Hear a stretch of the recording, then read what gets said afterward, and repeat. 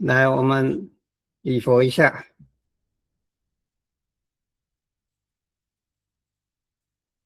那么，无量法身、无量寿、无量光，本师释迦牟尼，快度将那如来应供正遍知明行足善事世间解无上士调御丈夫天人师佛世尊。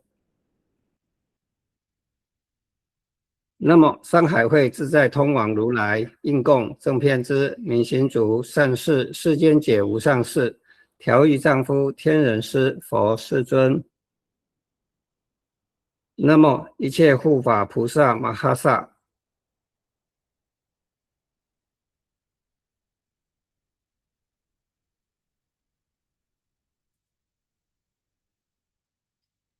各位师兄姐，大家好。今天是2026年6月20号，我们今天接着来共修唯识30颂第2颂。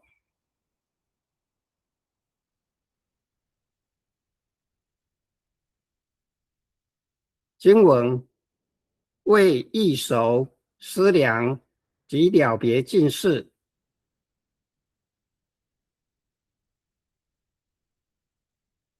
在我们这个八识当中啊，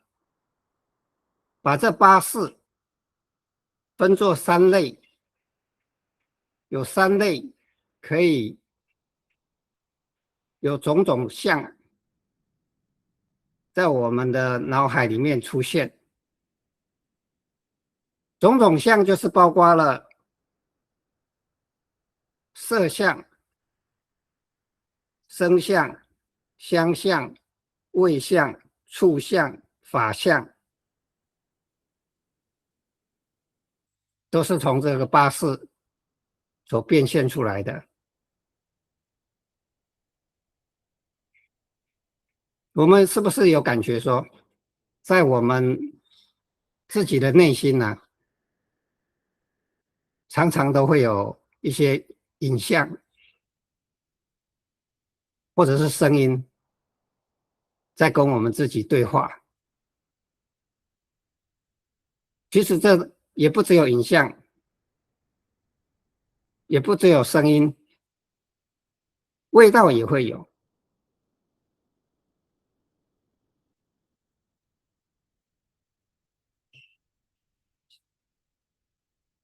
香味也会有，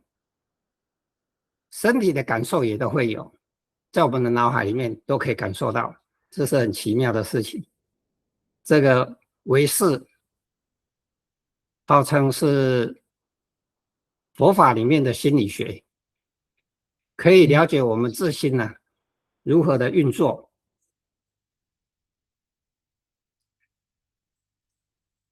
这第一能变的，变出这些相的，就是这个易熟识。易熟这一个名称呢，就是指阿赖耶识。他在凡夫还没有成佛以前呢，作为善恶种子成熟为无记果报的总功能、总体功能，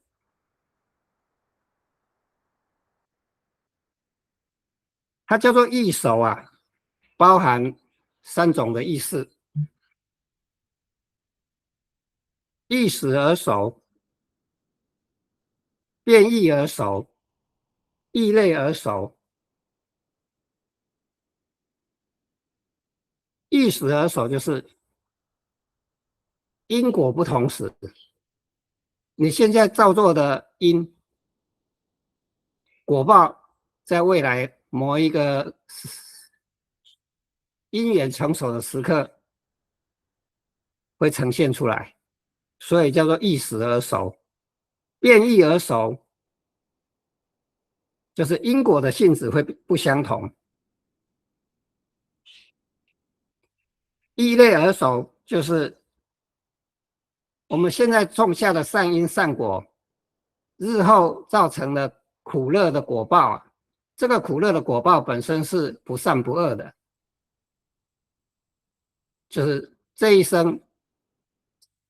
虽然上一世的恶业啊，有苦报，但是啊，这一生就是一个新的开始，所以这个恶业、这个恶报、这个苦报了，它是不善不恶的。我们透过第六意识深入来修行《观无量寿佛48愿无量义禅经》这个禅定的境界，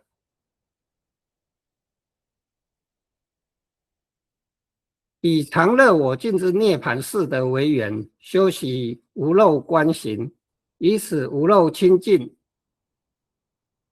的现行呢，熏习阿赖耶识。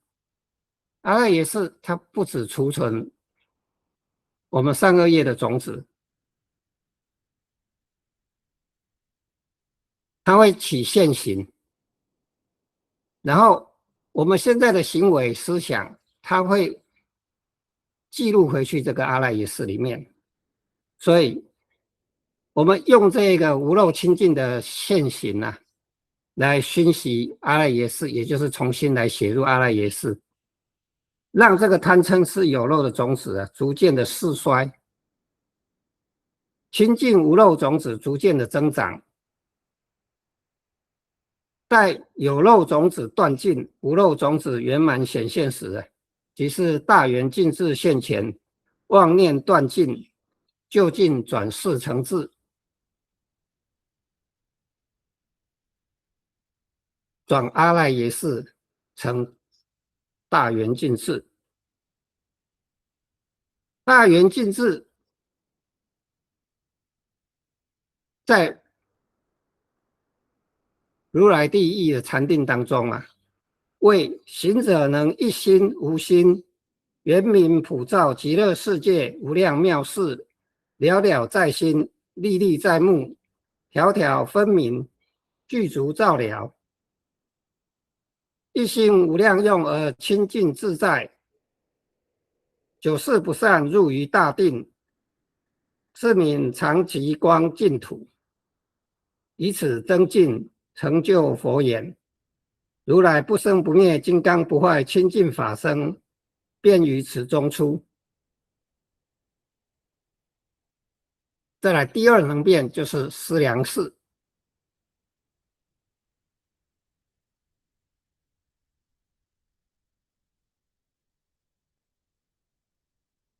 思量事就是我们说的第七莫那事，恒审思量，他都不休息的恒。执着啊，第八识为我，这是它的特性。在阿赖耶识有漏种子现行时啊，它透过作为第六意识的染污衣，一切相总是加上我这个概念，让第六识升起一切念头都以我为中心。这上面的话很难懂哈，我们用一个容易懂的话来比喻这个思量识的功能，也就是莫那识的功能。当我们的前五识啊，就是眼耳鼻舌身，前六识还有意，接触到境界或者是说对象的时候啊，也就是当我们看到、听到、闻到、尝到、触摸到对象的时候啊，第八识就是阿赖耶识会从他过去经历过的这些事件呢、还有思想、习惯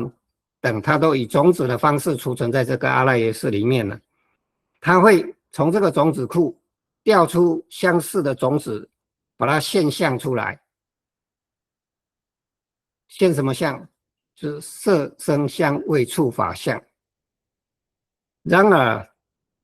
第六识要看到这个第八识所现出来的相，第六识就是我们可以思考的这个心。这个思考的心，看见这个你这个影像之前呢、中间隔了一层莫纳斯，我用这个滤镜带上了这个滤镜呢，来形容这个莫纳斯的功能，也就是从种子库提出来的这些相分呢、都会经由这个阿赖耶识这一个滤镜，才让我们这个第六识看到。这个滤镜是什么功能？就是都是加上我的色彩，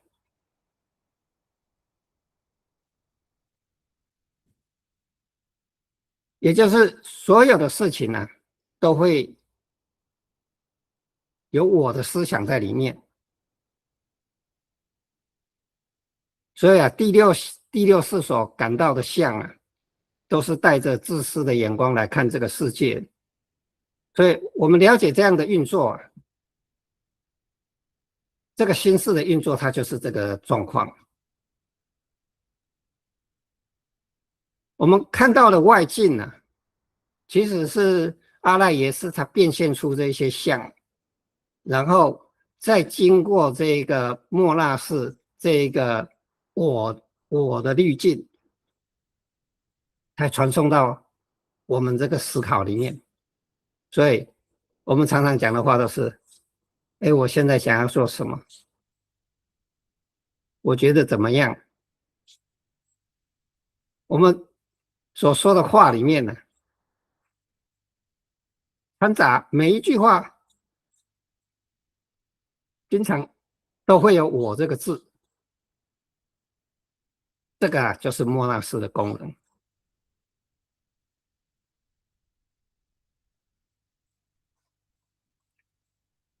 这个它的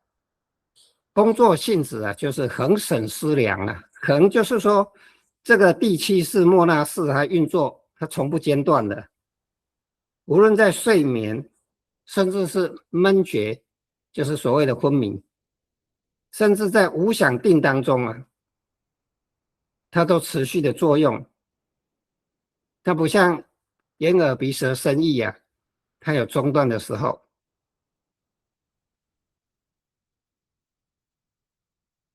审就是它的思量是深度的，很细微的、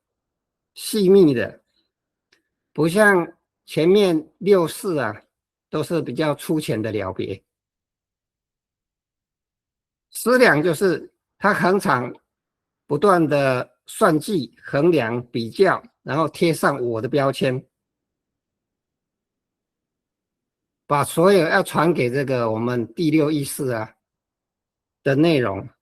都加上了自私有色的眼光。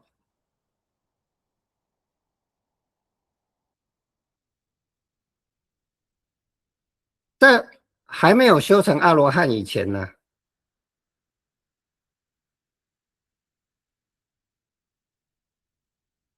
阿罗汉没有我的思考了，还没有修成以前呢，第一个被莫那识染上这个自私的念头，都是自然的升起的，我们没有办法抵抗，也就是我们习惯都是有我的思想。但是啊，第六意识啊，是我们可以主宰、可以控制的。根据脑海里面跳出来的一些想法、画面、声音，我们第六意识是可以控制，决定要如何行动，决定要不要听从。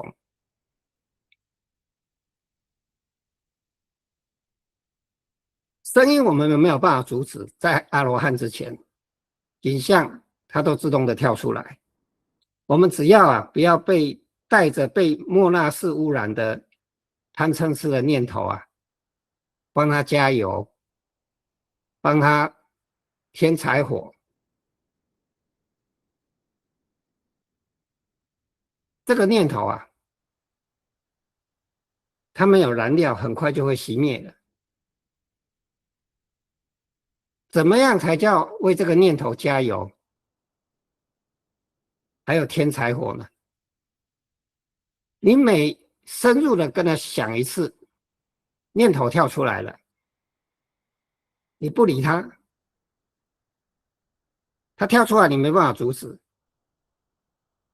那你不理他，他就会熄灭。他后面再跳出来，你还是不理他，甚至是转念去忙别的事情，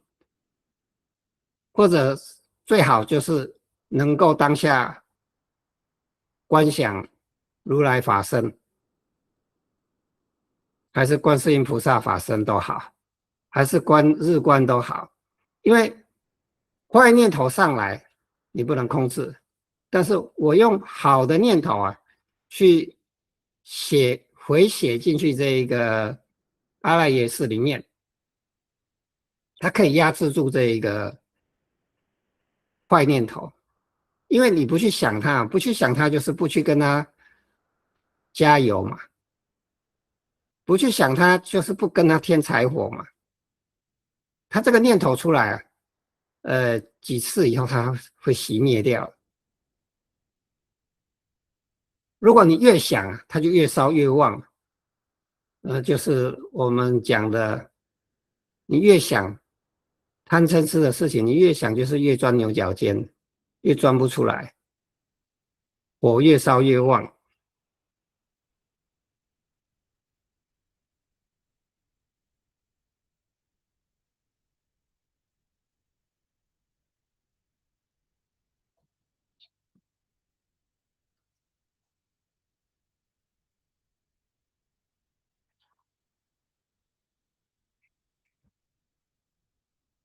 我们若是要彻底的熄灭我的念头，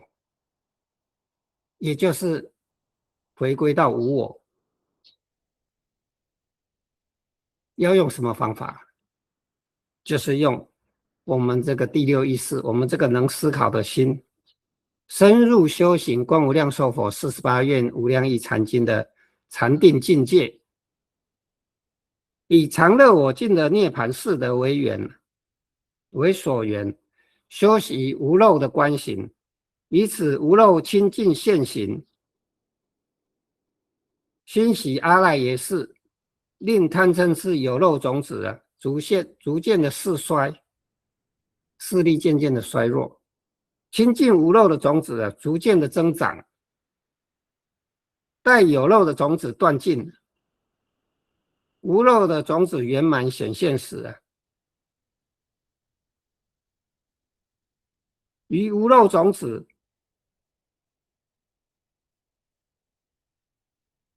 末那识啊，断尽我执，自然让这个第七末那识得以转依无我无他的平等性质。此时第六识要看到这个第八识所现出来的相啊，它这个功能还是在，都是一样隔着一层这个滤镜才看到。但是转依平等性质之后啊，这个滤镜的功能改变了，本来都是加上我的色彩，转依平等性质以后啊，这个滤镜啊，都是加上平等慈悲，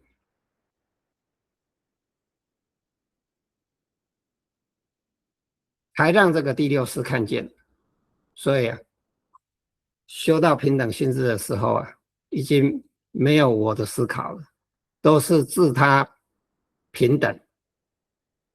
无我无他，一视同仁。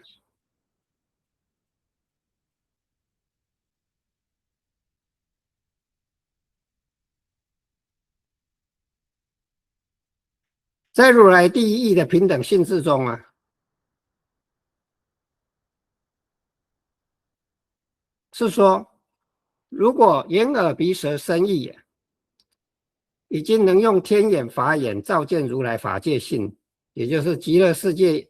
中一切的佛智慧功德，日久功深，便能行于中道，能一时照见极乐世界中无量佛智功德，历历在目，了了在心，条条分明，一心无量用而不乱，具足照了，是名圆满实报图，以此增进而成就清净慧眼。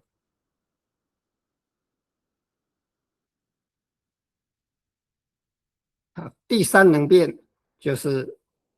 了别尽事。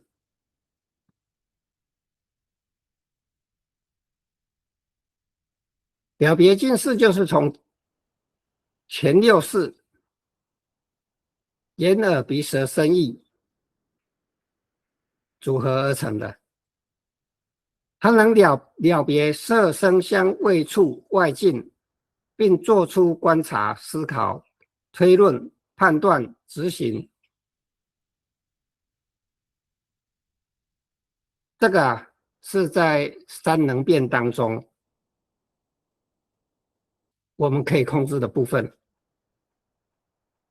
阿赖耶识去调种子库的资料出来显现，或者是记录我们现在所有的思考、行为、善恶业，全部记录在起来，再记录在这个种子库里，这我们没有办法控制的。莫那识总是为我们加上我这个滤镜、我的色彩，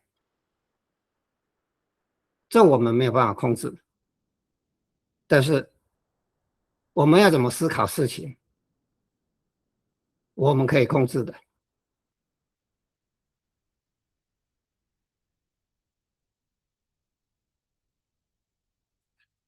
修行就是靠这个第六意识。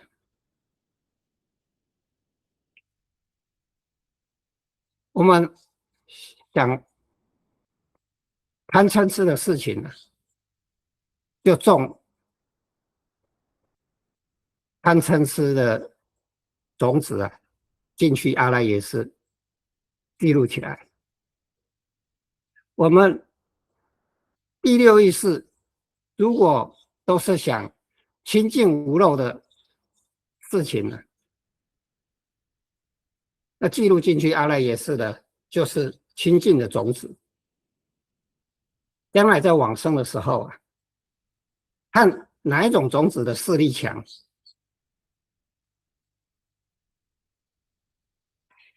就是哪一种的种子啊结成果实，决定我们投胎到哪里。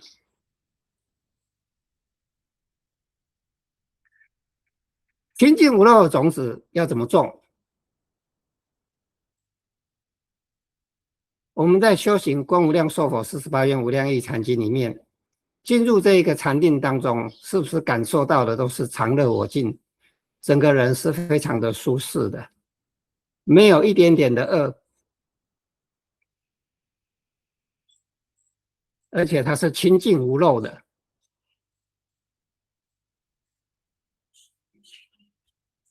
所以修行这个观无量寿佛48愿无量义禅经啊，可以帮助我们未来临终的时候啊，是清净的种子势力强呢，还是贪嗔痴的种子势力强？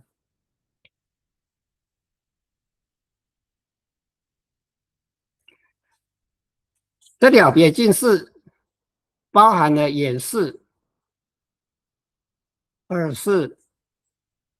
鼻识、舌识、身识、意识。眼识的功能啊，就是能够见到颜色跟形状。眼识的功能其实是单纯的，他看到的这个颜色跟形状啊，透过第八识的种子库会变现出影像。比如我们现在正在看一个苹果，它是红色圆形的，眼识看见的就是这个红色圆形的，它还认不出这是苹果。这个时候啊，第八识的名言种子啊，名就是名称、语言这种概念，言就是言说表达、表意，的种子，这储存在阿赖耶识的潜在功能里面，来定义所见到的事物。所以我们现在看到苹果，眼睛看见的是一个红色跟圆形，然后我们的第六意识看见的苹果，其实是经过第八意识加工过后的。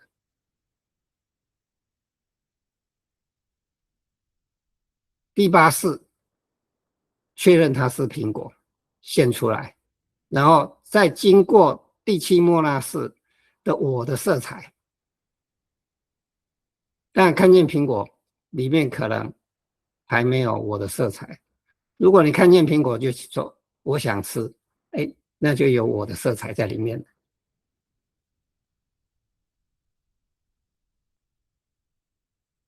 眼根呢，它有一些限制，就是眼界，太远不能见，太近不能见，后面不能见，里面不能见，太明不能见，太暗不能见，格物不能见，见前不见后，见左不见右，这些限制。眼视能变各种颜色，但是没学过的，虽然看见了，但不能识别。眼视界就是眼界跟眼视合起来，就是不能骗见一件物，即见识一切物。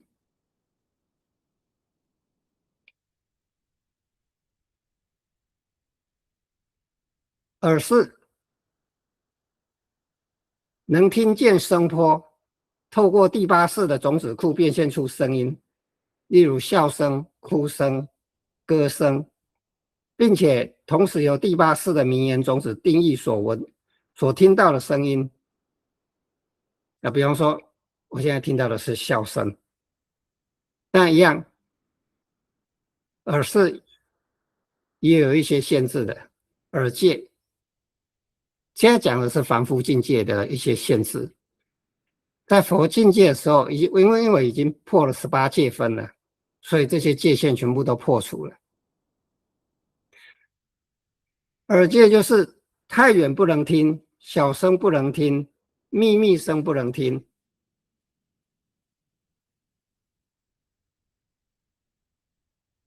耳是听而能知，就是你听到你认识那是什么声音，比方说哭声、笑声、歌声、大声、小声。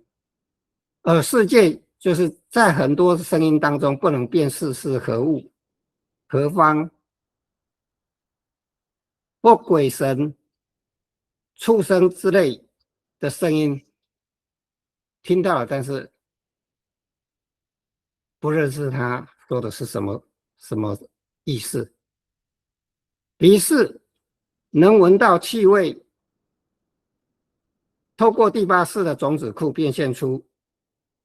香、臭、酸败、清新等气味，并且同时第八识的名言种子定义所闻的气味是什么。比方说，现在闻到的是檀香味，是第八识定义出来的。鼻界，鼻子的界限太远闻不到，隔着物品也闻不到，隔着房间外面的味道传不过来，闻不到。鼻是鼻子所认识的酸味、辣味、腐败味、香味、臭味。鼻世界就是鼻界、鼻世界合起来，不能辨识众多味中之味啊，出于何处，何物也？舌是能尝到味道，透过第八世的种子库变现出酸、甜、苦、辣、咸、淡、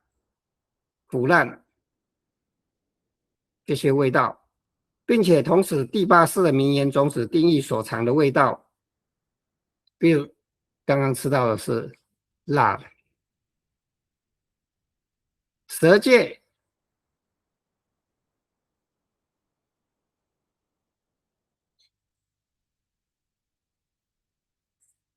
能够言语、大小声、变味等，舌是能能辨知酸甜苦辣咸淡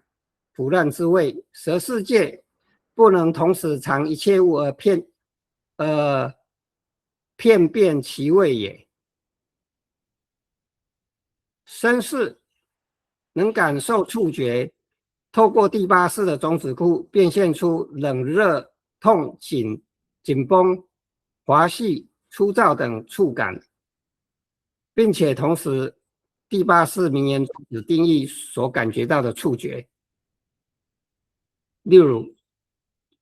这个汤很烫，烫的感觉。身界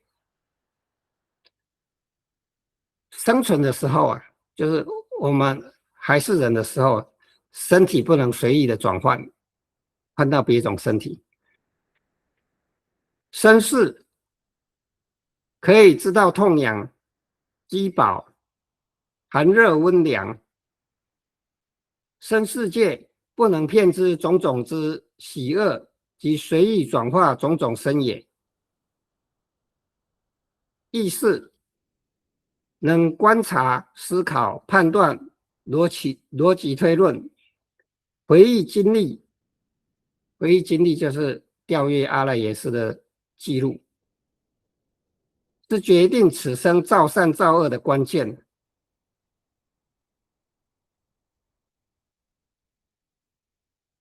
这个第六意识是我们能够控制的。其运作同样是透过第八世的种子库变现出法境、概念、影像、念头，并由名言种子赋予意义。意界亦不能通达一切思维也，意识能思维及转念也，意识界不能于一念中骗知一切事物也。以上刚刚讲的就是眼耳鼻舌身意的18界分了。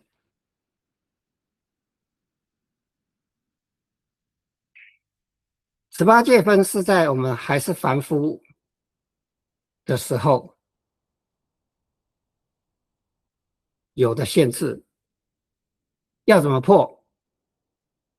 依《观无量寿佛经》入于禅观其境中，能破此六根的18界分，进而转眼耳鼻舌身意成眼耳鼻舌身识为成所作智，转意识为妙观察智。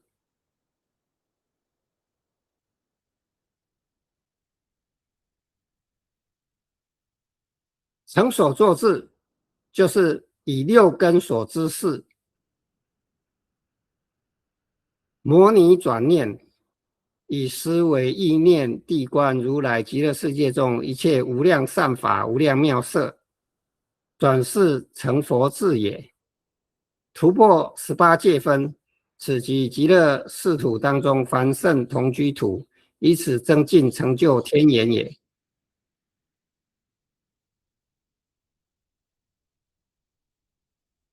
妙观察智就是说，既然已经能够粗略的见到如来智慧所成极乐世界，更应增进细观、微观、细审十方法界，也就是妙在其中，观细微的意思。观想的出来之后啊，就深入详细的观察细微的地方。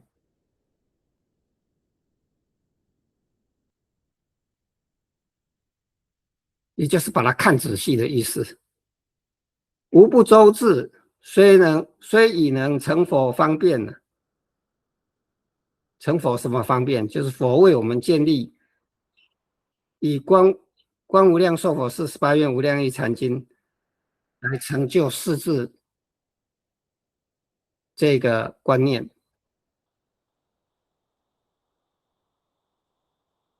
上须心游十方，使能细观地神。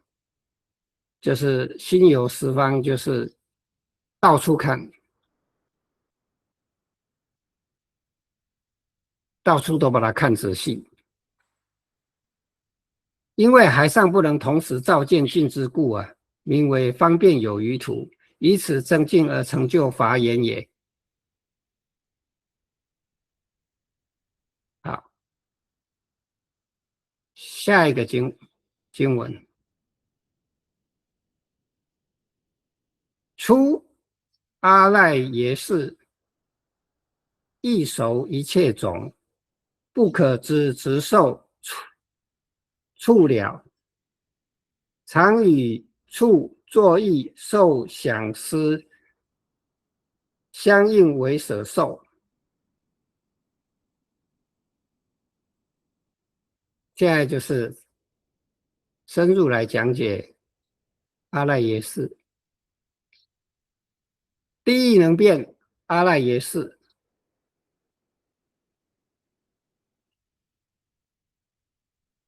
阿赖耶识它是一个大仓库，就以它本身的功能来看，来定义它这个名字。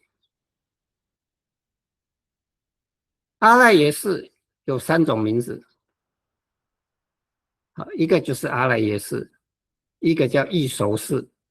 一个叫一切种识。称呼它阿赖耶识，阿赖耶识，阿赖耶的意思就是藏，收藏的藏的意思。所以阿赖耶识是一个大仓库，收藏我们经历过一切的善恶无记行为、心念，以种子的形态来打包收藏。我们经历过的事情呢，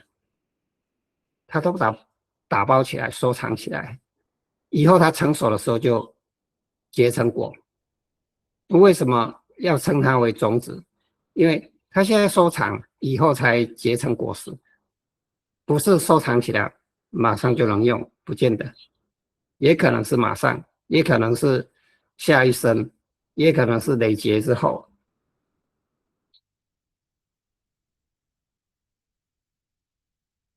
阿赖耶识所以称为藏识啊，收藏的藏的意思啊，是因为它能藏、所藏、直藏。所能跟所能是主动，所是被动。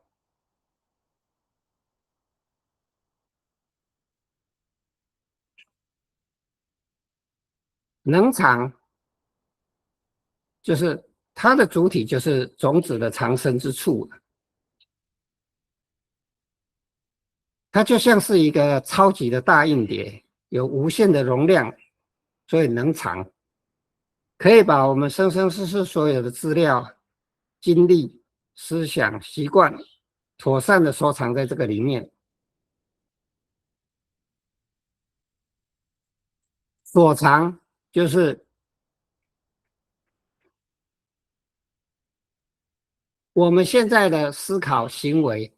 称为现行。现行可以熏种子，种子可以生现行，就是阿赖耶识藏的种子，它后来可以变现出影像，甚至造成行为，还有果报。但我们现在的行为也会被记录回去这一个阿赖耶识里面，所以它称为所藏。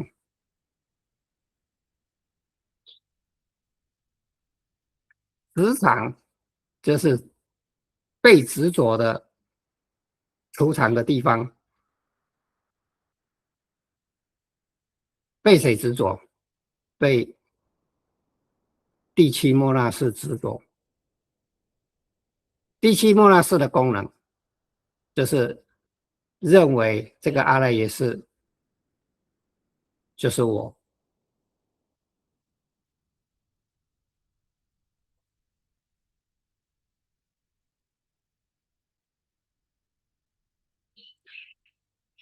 阿赖耶识啊，恒常不断的，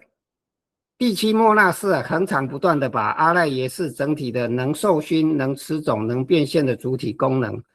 错误的执着为一个真实永恒的自我。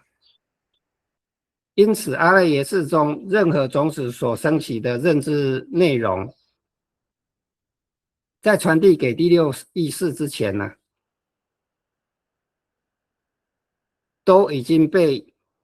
莫那识啊这个滤镜呢，加上我相的色彩，这是一切烦恼与自私念头的根源。所以它就是执藏，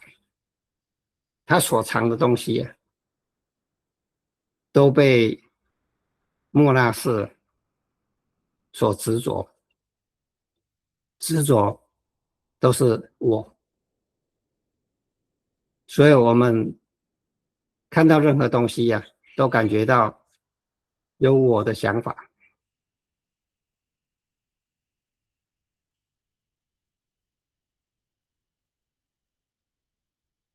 它另外一个名字叫异熟识，这针对它的果相来说的。异熟有三种含义，就是异时而熟，因果不同，因果时间不同，所以叫异时而熟。变异而熟，因果性质变异，异类而熟，善恶业会遭无记的果报。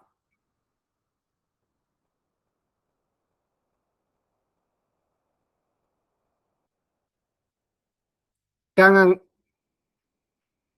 那样讲不太容易懂。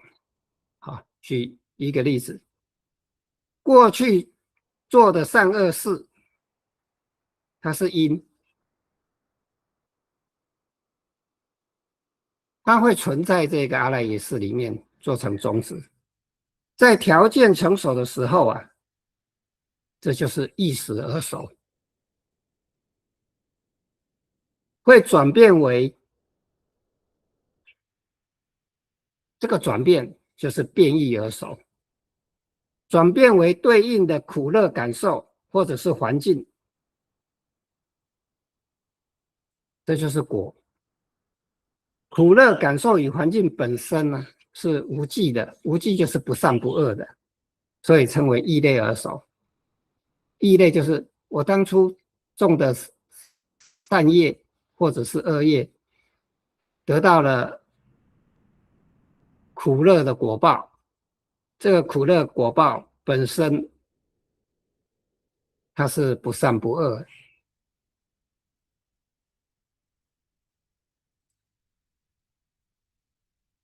所以我们这个修行呢，就是面对苦乐的时候所升起的贪嗔痴或戒定慧呀、才是这一生善恶的心行的一个重新开始，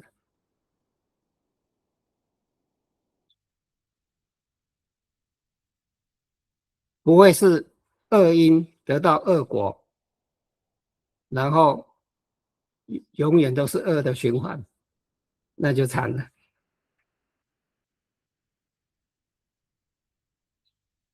阿赖也是另外一个名字，叫一切种，一切种是。阿赖耶是储存我们累劫以来一切的善恶，有漏无漏的业力种子，这些种子以种子生现行的方式变现为我们的身心活动，也就是念头、情绪、感受、言行举止，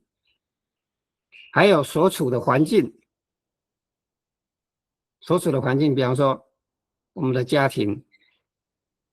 我们处在什么社会，还有我们的自然环境，这些果报，这是依报。正报就是生，我们这个根生；依报就是我们所处的环境及一切认知内容。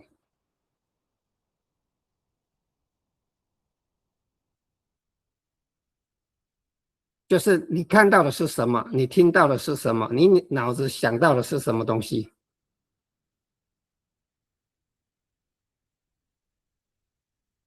一手跟一切种，我们合起来讲的话，在我们投胎的时候啊，势力最强的种子啊，谁最成熟，那个种子就变现出你是谁，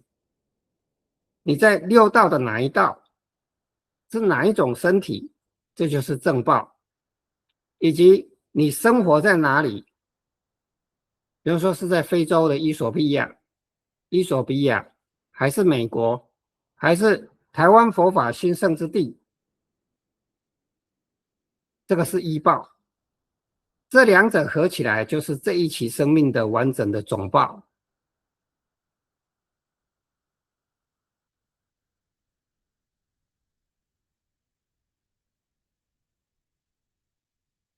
不可知直受触疗经文，这是在说阿赖耶识，他如何直受身体以及种子，触就是气世间，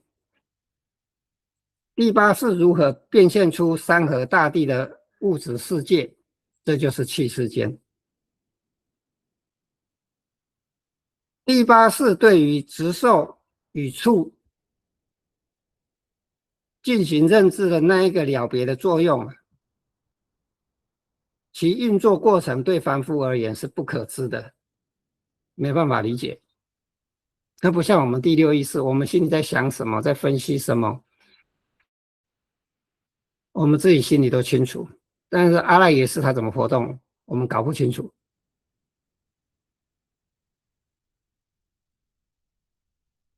阿赖耶识支持我们的身体呀，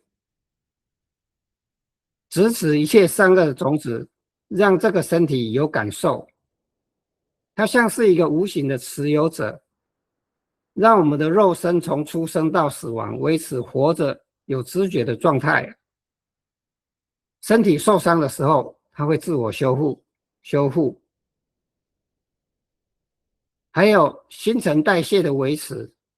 这背后都是第八识的运作，而且它也存着我们所有的业力与经验的种子。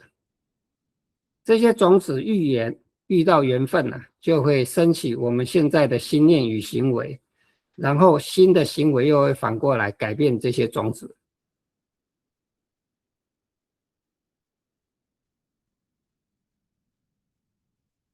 我们一直可以维持着这个身体的运作，像呼吸啊、心跳啊、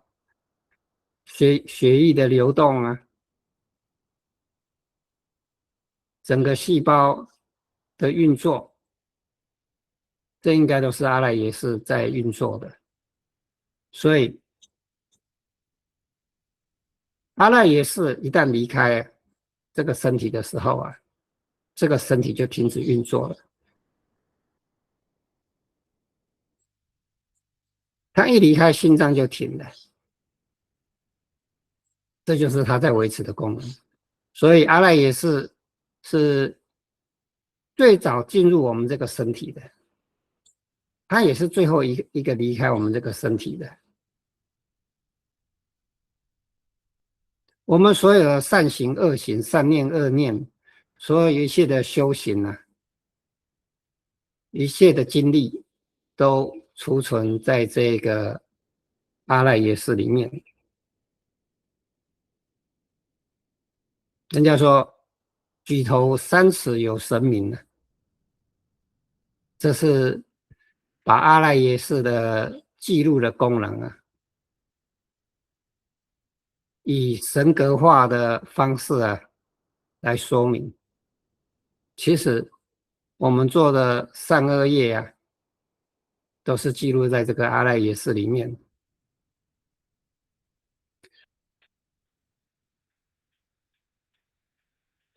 经文里面的处，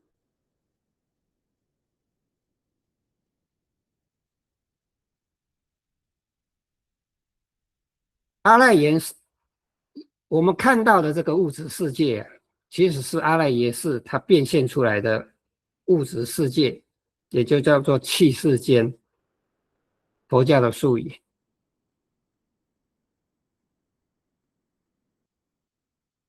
我们不知道，我们看见的山河大地啊，第八世是如何从他所收藏的器界种子，把它变现出影像的。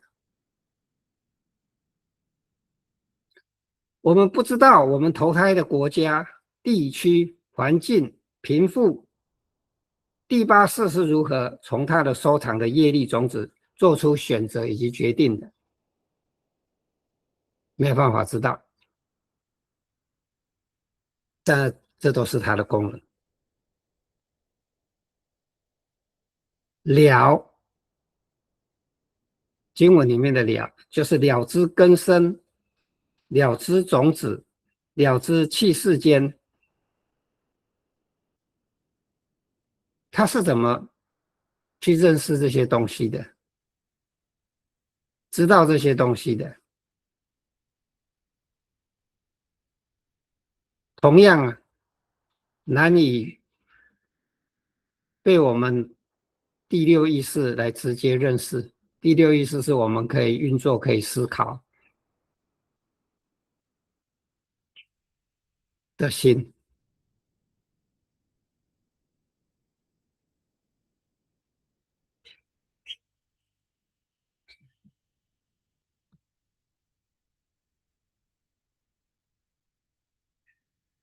我们能感觉到心跳，尤其是在安静或者是紧张的时候，这感觉是第六意识的感觉，感觉得到。但这是阿赖耶识控制的，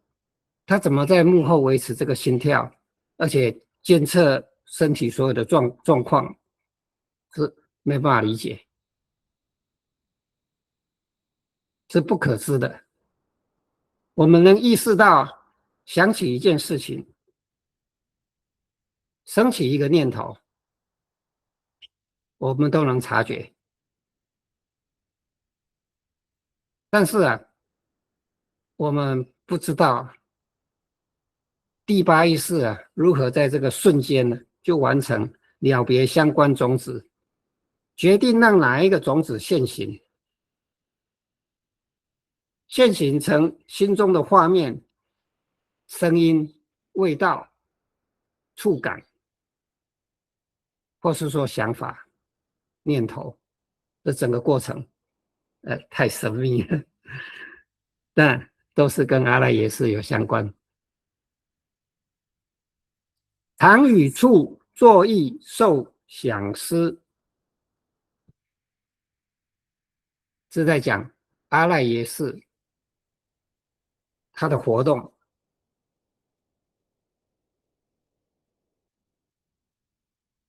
相关的心所，有51心所。那他接触的心所不多，就5个心所而已，就是处、作、意、受、想、思。其他的心所有一些是烦恼的心所，有一些是善的心所。所就是所有，心所有，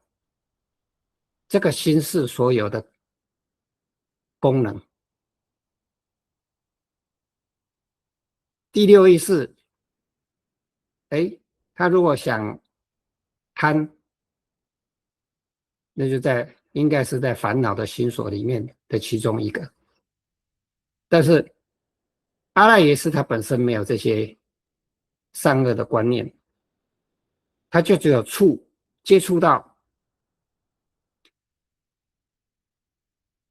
肉体的感官接触到的时候啊，接触到什么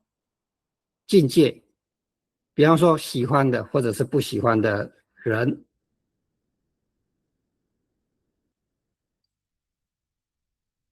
然后第八意识一瞬间就把这些肉体的感官还有境界连接在一起，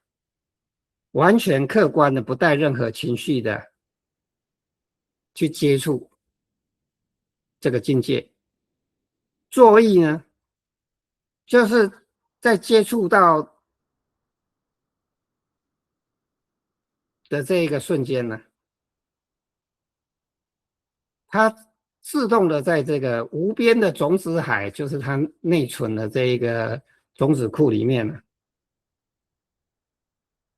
它很快速的就导向以及引发这个人相关就业力的种子啊，准备把它推向给这个第六意识去参考了。受触作意受，就是他的感受如何。无论掉出来的种子是苦的还是乐的，第八意识永远都是保持不苦不乐，它就是一个仓库的功能而已。它不会拿到这个善种子它开心，拿到恶种子它生气，没有，它就是一个机制。想就是刚刚把作意指向的那一个相关的种子啊，取向，把这个档案呢、渲染出清晰的轮廓，然后提供给第六意识去参考。思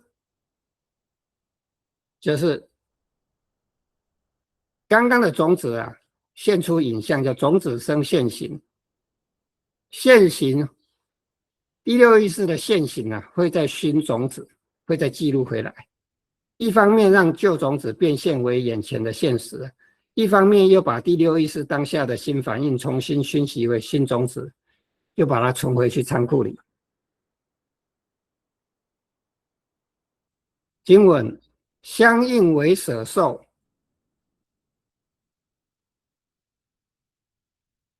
第八意识的感受啊，触作意受想思这个受啊，受有苦受、乐受，还有不苦不乐的舍受。所以第八意识的感受啊，没有苦，没有乐，所以它称为相应为舍受，也就是它是没有苦乐的感受的。好，我们今天时间差不多就讲到这里。